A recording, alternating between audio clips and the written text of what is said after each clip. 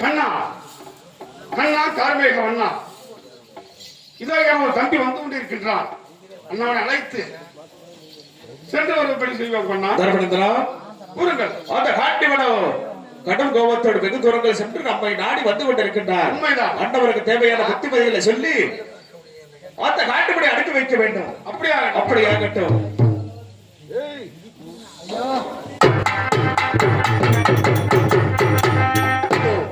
அண்ணனுக்கான காய்கறிகளை பறித்து விட்டேன், சேகரித்து இப்ப பரணசாலை வந்து விட்டேன்.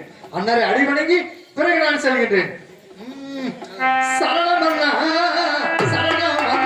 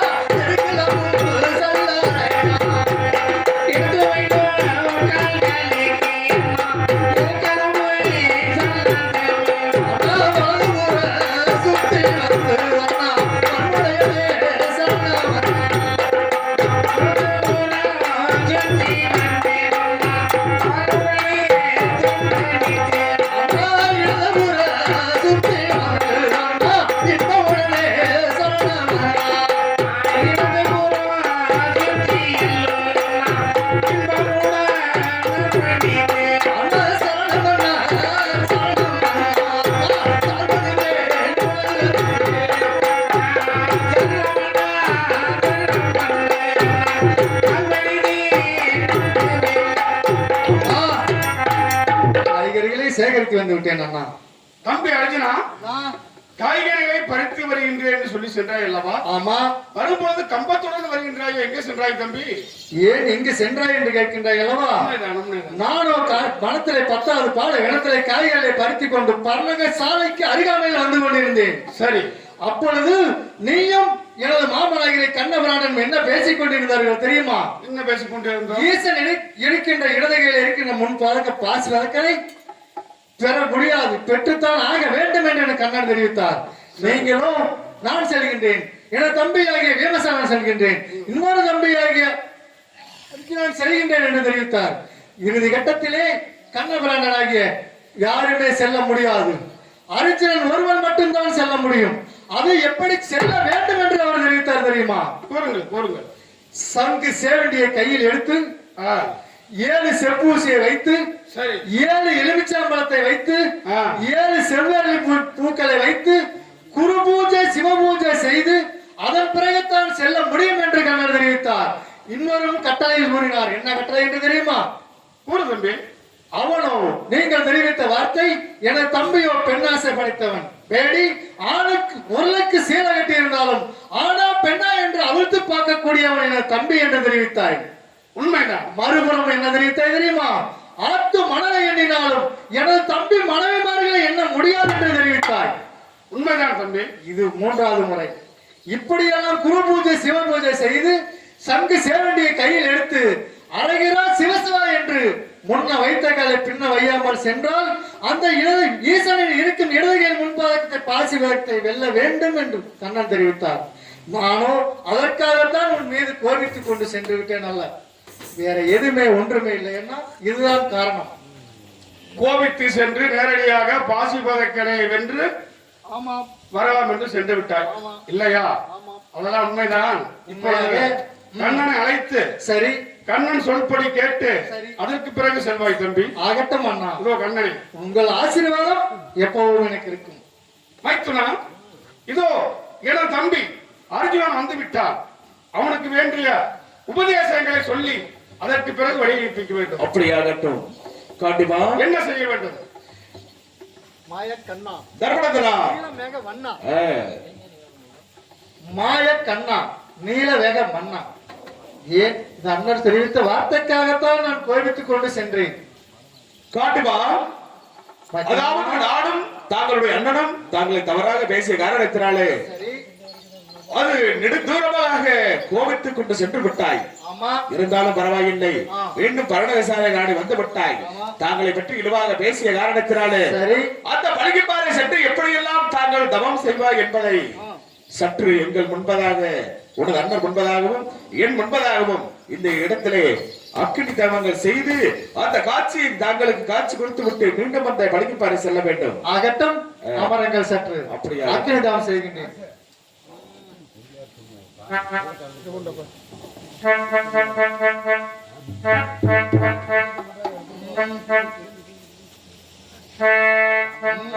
ஆதிசிவன் தன்னை நோக்கி சிவ சிவா அழுகிறேன் அக்கினியா.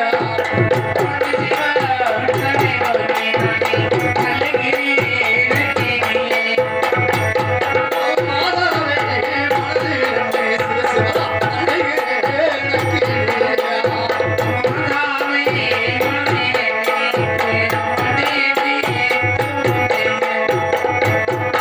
தாயாரே மனதிலே சிவ சிவா அக்கினியா.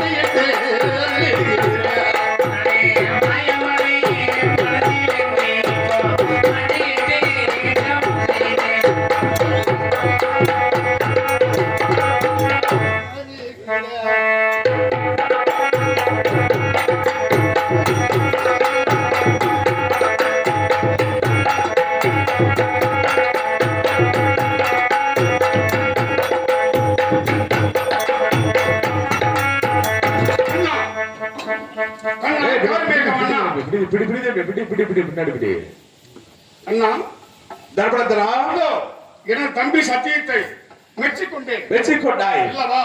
இருந்த போதிலும் தம்பி அர்ஜுனா காட்டுவா,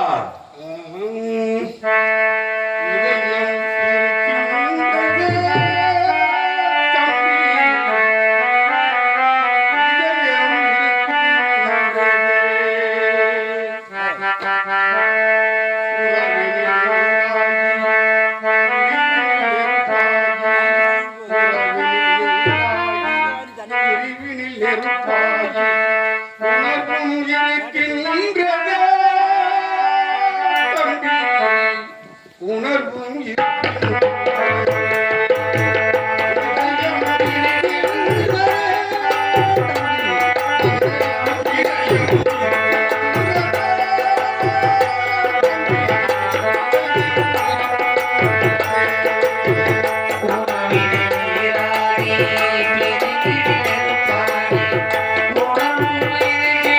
Thank you.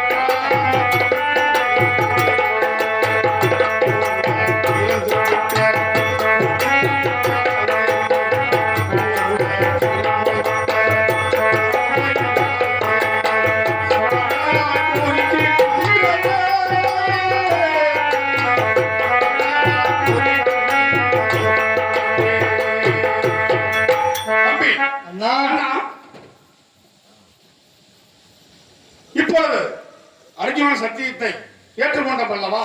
உண்மைதான் அவர்களுக்கு பரமாத்மா. வேண்டிய புத்திமதிகளை சொல்லி ஆ. தாங்கள் கூறிய பிரகாரம் அனுப்பி வையுங்கள் கண்ணா. தர்ப்பணத்திலா கண்ணா, அதாவது காட்டுவிட வட வனாந்தரங்கள் எல்லாம் கடந்து செல்கின்றான். உண்மைதான். ஆண்டவருக்கு தாங்கள் கையில் இருக்கக்கூடிய அந்த சூடாமணி புஸ்தகத்தை கொடுத்து ஆண்டவரை அனுப்பி வைக்க வேண்டும். அப்படியாகட்டும் கண்ணா. தம்பி அர்ஜுனா, கானகத்தில் உனக்கு ஏதாவது இடையூறு என்றால், இன்னல்கள் ஆபத்து என்றால், சரி. இதோ நான் சூடாமணி உனக்கு தருகின்றேன். அப்பொழுது நீ புரட்டி பார்ப்பாயாக. சரி. அதில் என்ன இருக்கின்றதோ ஆ, அதன்படி நடந்து கொள்வாய் தம்பி. ஆகட்டும் அண்ணா. சென்று வா, வெற்றி உனக்கு. ஆகட்டும். காட்டுவா மைத்துனா. அந்த வலிகைப்பாறை சென்று சரி. அந்த வாசுபதங்களை வென்று வர வேண்டும் என்பதற்காக தாங்கள் சென்றால்தான் சென்று விட முடியும் என்று நான் தெரிவித்தேன் அல்லவா? ஆமா. அங்கு செல்ல வேண்டும் என்றால் ஒரு சில நிபந்தனைகள் இருக்கின்றது. என்ன நிபந்தனைகள்? எப்படி என்றால் ஆ, அந்த வலிகைப்பாறை செல்வதற்கு சரி. மண்ணாசை, மனையாசை, சரி. பொன்னாசை, சரி. பொருளாசை என்று சொல்லக்கூடிய 4 ஆசைகளை விடுத்து சரி. சடைமுடி தரித்து சன்னியாசியாக ரூபம் கொண்டு சரி. அரகர சிவனை என்று ஆகட்டும். பூமி தன்னை பார்த்த கண்டால் பெண்திருவி பாராமல், ஆகட்டும். பெருமிரலை பார்த்த கண்டால் பெண்திருவி பாராமல் சரி. ஒரே தியானமாக அந்த பளிங்குப்பாறை செல்ல வேண்டும். அந்த பளிங்குப்பாறை சென்று 91 கம்பத்தை நாட்டி சரி. அந்த 91 கம்பத்திற்கு மேல 7 செவ்வரல் வளர வைத்து 7 செவ்வரல் வளர்க்கு மேல 7 எலுமிச்சை கனிகளை வைத்து 7 எலுமிச்சை கனிக்கு மேல 7 விலகு வைத்து 7 விலகுக்கு மேல 7 கடுகு வைத்து 7 கடுகுக்கு மேல 7 செப்பூசிகளை நாட்டி தாங்களுடைய இடது கால் வண்டிக்கிட்டு வலது கால் குந்திக்கிட்டு அரகரா சிவனை என்று அருந்தமம் புரிய வேண்டும். அப்பொழுது அந்த ஆதி சிவனாகப்பட்டவர் தாங்களுடைய கண்களுக்கு காட்சி கொடுப்பார்.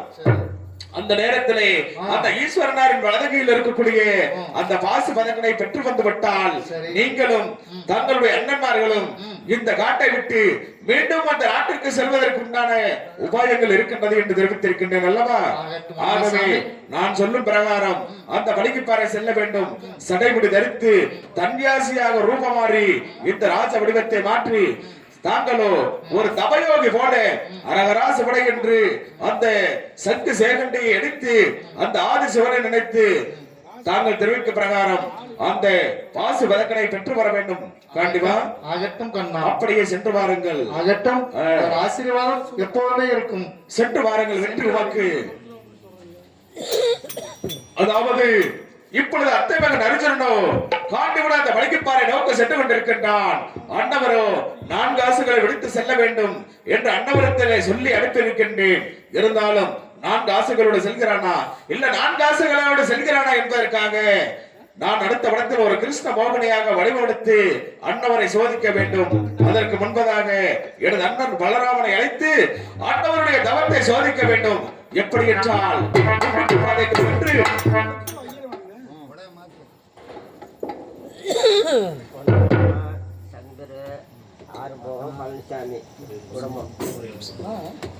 இங்கு உள்ளூரை சார்ந்த பொன்னாம்பலம் சங்கர்,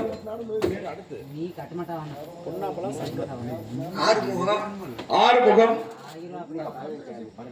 பழனிசாமி அருமையன்னார் அவர்கள் ஒன்று சேர்ந்த 100 செல்வங்களை வாரி வழங்கியிருக்கின்றார்கள்.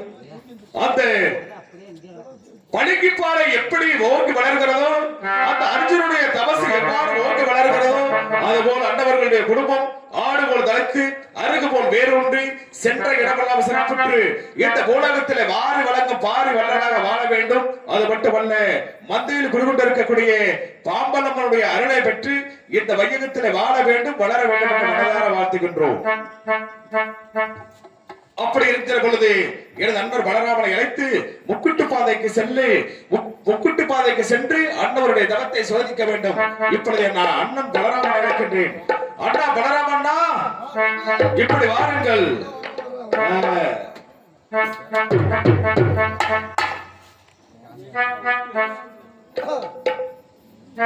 ஹரியோ ஹரி நாராயண